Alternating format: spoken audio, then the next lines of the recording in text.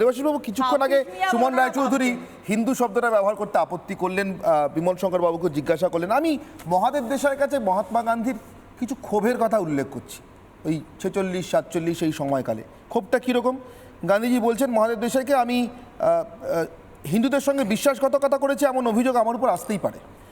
আমি তাদের মুসলমানদের বন্ধু হতে বলেছি, তাদের ধর্মসংস্থানগুলোর নিরাপত্তার জন্য আমাদের জীবন এবং সম্পত্তি মুসলমানদের রক্ষণাবেক্ষণে রাখতে বলেছি। এমনকি আজও আমি তাদের অহিংসার পথ অনুসরণ করে বিবাদ বিসংবাদ অবসানের জন্য হত্যার বদলে মৃত্যুবরণের কথা বলেছি। মহাদেব দেশাইকে বলছেন মহাত্মা গান্ধী।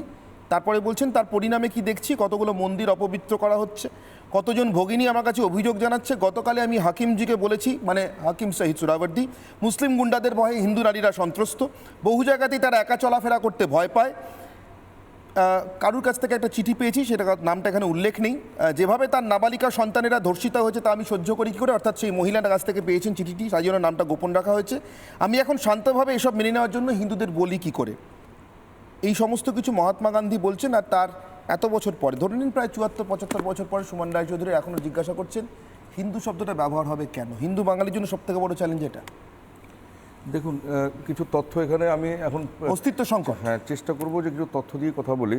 এই যে লাভ জিহাদ শব্দটা ব্যবহার করা হলো, লাভ জিহাদ শব্দটা কেরালা হাইকোর্টের দেওয়া, এটা একদম পুরো হাইকোর্টের দেওয়া শব্দ লাভ জিহাদ। এবার আমি কিছু তথ্য দেই।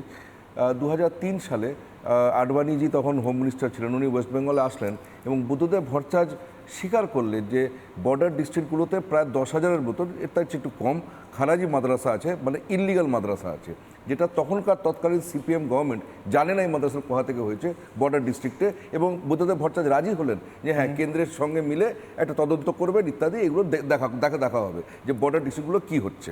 4 আগস্ট 2005 মাননীয় মুখ্যমন্ত্রী আমাদের এখন মমতা বন্দ্যোপাধ্যায়, উনি ডেপুটি স্পিকার লোকসভায় ভারতের পার্লামেন্টে কাগজ ছুঁড়ে মেরেছিলেন। কেন? 2005 ওরা কাগজ ছুঁড়ে মেরেছিলেন শুধু একটাই কারণে, কারণ ওনাকে বলতে দেওয়া হয়নি। মাননীয় মুখ্যমন্ত্রী মমতা বন্দ্যোপাধ্যায়কে বলতে দেওয়া হয়েছিল না, সিপিএমরা বিরোধ করেছিল। কি বিষয় বলতে দেওয়া হয়নি? Demographic change. মমতা বন্দ্যোপাধ্যায় চেয়েছিলেন যে পশ্চিমবাংলার ডেমোগ্রাফিক চেঞ্জ হচ্ছে এবং অনুপ্রবেশকারীদের ঢুকিয়ে সিপিএম ভোটার লিস্টের নাম নথিভুক্ত করিয়ে সিপিএম এইভাবে ভোট জিতছে অনুপ্রবেশকারীদের নিয়ে। সেই জন্যে এটা উনি পার্লামেন্টে উনি কাগজ ছুঁড়ে মেরেছিলেন মাননীয় মুখ্যমন্ত্রী 2006 সালে।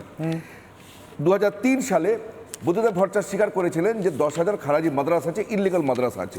এবার 2012 সাল, জেলা হচ্ছে বীরভূম এবং তার একটু দূরে হচ্ছে মিরাটি গ্রাম, যেটা হচ্ছে প্রণব মুখার্জির, আমাদের প্রাক্তন যে রাষ্ট্রপতি, ওনার গ্রাম। তার থেকে একটু দূরে নলহাটিতে প্রায় 300টার মতন ছোট ছোট দুর্গাপুজো, 300টার মতন দুর্গাপুজোর পারমিশন ক্যান্সেল করে দিয়েছিল সেই মাননীয় মুখ্যমন্ত্রী মমতা বন্দ্যোপাধ্যায় সরকার 2012 সালে। কেন?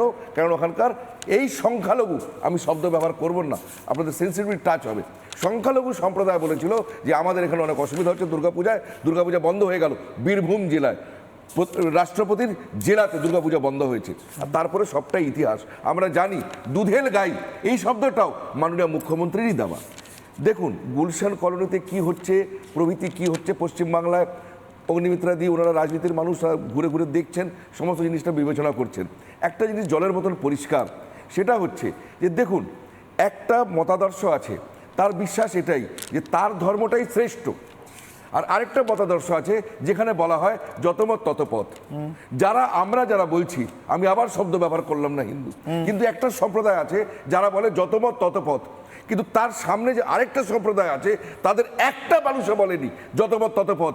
অন দ্য কন্ট্রারি, এই যে যতমত ততপথের যে সম্প্রদায় আছে তার সামনে যে সম্প্রদায় আছে তারা বলছে দাওয়াতে ইসলাম। কেন? তারা বলছে যে যারাই যতমত ততপথ বলছে তারা ভুল পথে আছে, তাদের জীবন ব্যর্থ, তাদের জীবনটাকে ভালো করার জন্য দাওয়াতে ইসলাম করতে হবে। তাহলে এবার বলুন জিহাদ কোনটাকে বলে? আক্ষরিক অর্থে আরবি শব্দের মানে হচ্ছে জিহাদ, সেটা হচ্ছে যে আল্লাহর জন্যে নবীর আদেশে যেই যুদ্ধটা করা হয়, আল্লাহর জন্যে নবীর আদেশে যেই যুদ্ধটা করা হয় সেটাকে জিহাদ বলা হয়। আর এটা কি কেরালা হাইকোর্টের জজ কি জানতেন না জিহাদ শব্দের অর্থ কি? তো উনি যে টার্ন করলেন লাভ জিহাদ, ওনার দেওয়ার টার্ম লাভ জিহাদ। এবার যদি লাভ জিহাদ হতে পারে, ল্যান্ড জিহাদও আছে, যেটা বিমল স্যার পরিষ্কার করে বললেন। একটা সুপরিকল্পিতভাবে জবে থেকে এই দাওয়াতে ইসলামের আমাদের মেয়র হয়েছে ফিরহাদ হাকিম। আমরা যাদবপুর, আমরা জানি না, আমরা যাদবপুরের বাসিন্দা। সত্যি আমিও ওপার থেকে, আমার পরিবারও রিফিউজি পরিবার, যে বিমলদা যাদের উল্লেখ করে বলছিলেন। আমরা জানি যাদবপুর সন্তোষপুর কি হয়েছে আমরা জানি না। একটা কলকাতা বৃদ্ধাশ্রমে পরিণত হয়েছে, কারণ সবাই বাইরে চলে গেছে।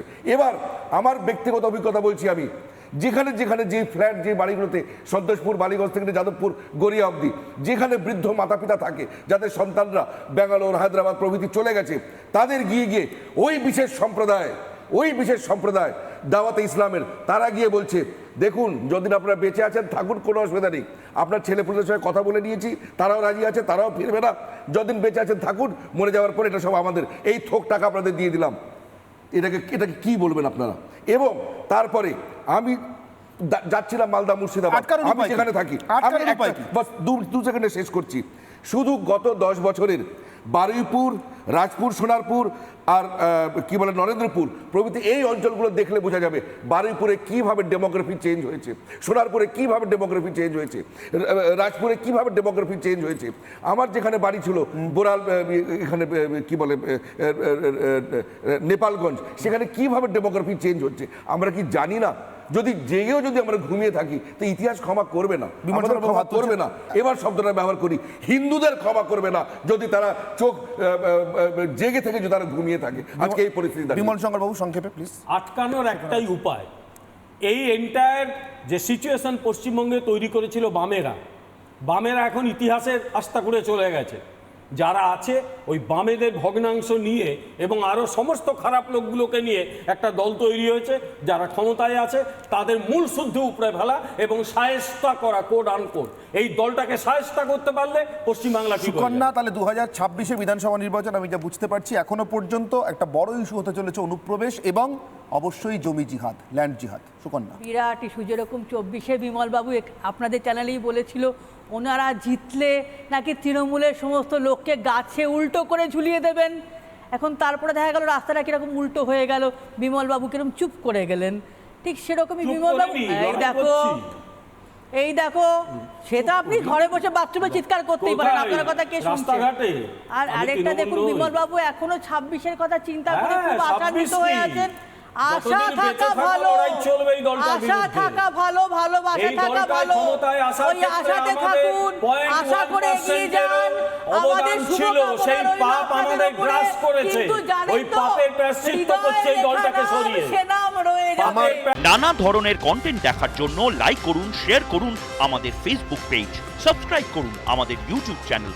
পাশাপাশি অন্যান্য ব্রেকিং নিউজের জন্য অবশ্যই চোখ রাখুন রিপাবলিক বাংলায়।